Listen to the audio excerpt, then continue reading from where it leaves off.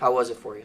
Felt great. Crowd was amazing. It was really electric in there, and that was just a taste of how it's going to be the whole season. So I'm just looking forward to stacking these wins with my guys, and I can't wait for the future.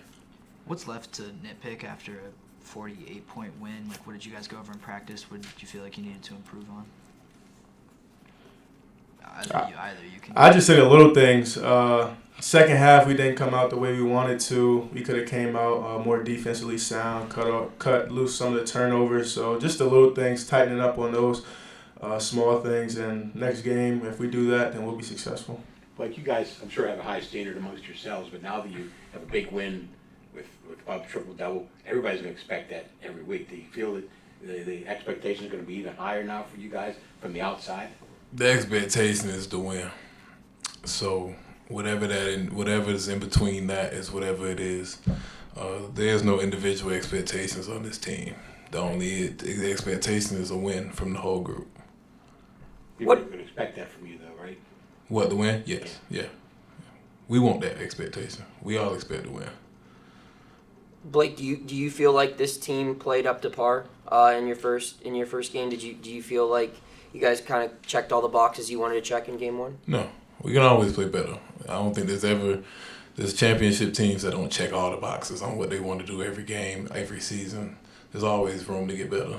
What boxes didn't you guys check Monday? I had to look at tape and break it down, but I can guarantee we didn't do everything perfectly. Just like Ish said, we didn't come out the best. We gave up, 15 points in the first half, 37 in the second. That goes another thing that wasn't perfect. So it's just we can always be better. Bro, that you guys did play some pretty good defense. Do you feel like you can be a better defensive team than you were last year, and why do you feel that way? You trying to call us a bad defensive team last year? No, but can you be better this year? Yeah, of course. Just like I said, there's always room for improvement. Is there anything in particular that makes you feel like you can be better defensively? Yeah. If you look at the roster and you look at our size, it's increased a good amount, and we're younger, so we're fresher. I feel like as far as just energy wise, so that should amount with more rebounding, which we feel like that's going to really bring us over the top with this team. On the note of your roster, do you feel like Monday was kind of a peek at the depth that you guys can display this year with how many guys can do different things coming off the bench? Yeah, you just said it. It wasn't even too much of anything I can say. Yeah, it showed we have a lot of people who can play. What have you seen from Binghamton? What concerns you about Binghamton? They like to play in transition. That's one of the things that we really tried to work on today in practice. They're an older group. They start, I think, 4 seniors, 1 junior, so they're experienced. They've been in college a long time. So their experience and them in transition are things that we're definitely looking out for come Friday. It should appear like communication was, even with a lot of new guys, really good on Monday. What has led to that, and how do you feel like that is, considering you guys have only played together for a short time? It's just something we preach every day in practice, just over communication, whether it be offense, defense. Everybody needs to be on the same page, and that doesn't happen without communication. So that's something big on our list. Blake, Jeff talked about how he was impressed with how you guys were all rooting for Bub to finish that triple-double. And, you've seen those moments on the bench rooting for your guys to get those milestones with Fish last year making his basket and everything like that.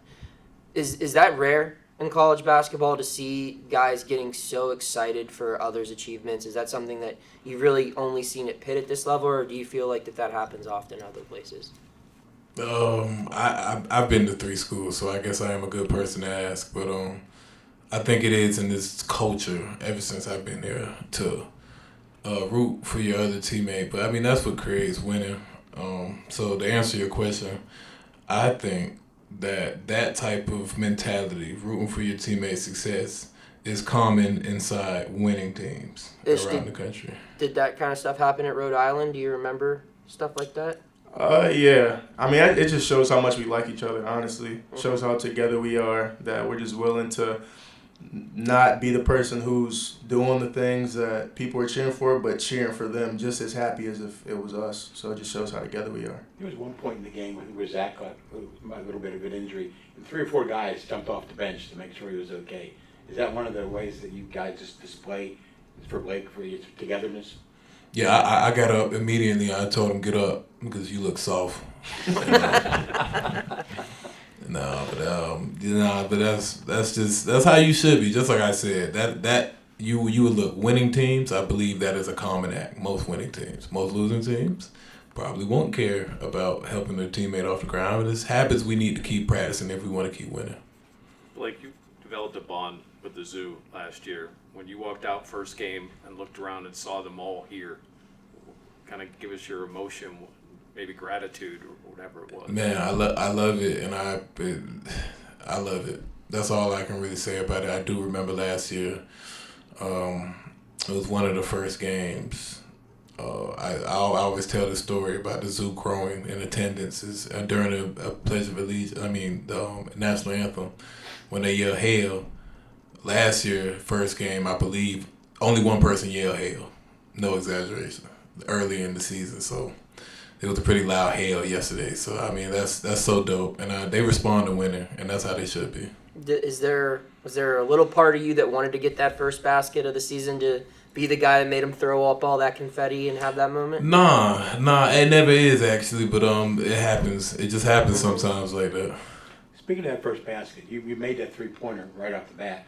Then a few seconds later, you had another opportunity for a three-pointer, but instead you put it on the floor and went to the basket and scored. Is that something you have to expand your game? Do that a little bit more this year? Yeah, it's a read and react thing out there. The scout probably said I'll shoot it. I shot the first one, made it. Had another look, didn't shoot it. He jumped, had a wide open layup. So it's just a read and reacting. You never know. I might shoot it tomorrow. I might shoot it Friday. You never know. It's just read and reacting out there. You guys have had the chance to, obviously, Ish worked with Jorge all summer, and Blake, you've known him for a long time. Were you surprised that he was this productive after coming off that injury? He hasn't had as long of a time to kind of prepare for the season as everyone else. Were you surprised? Yeah, a little bit, frankly. Oh, man, you don't know Jorge then. You don't know Jorge. Jorge is a baller. He comes out there ready to play. Every time the lights on, every time you smell the popcorn, you can count on Jorge. So I wasn't surprised at all. He definitely put the work in, so it's no surprise to anybody who's seen him put the work in. I've seen him out there countless days, every day, honestly, getting up reps, getting up game-like situation shots, so it's no surprise for him. Ish, you mentioned the over-communication in practice and how you guys talk about that.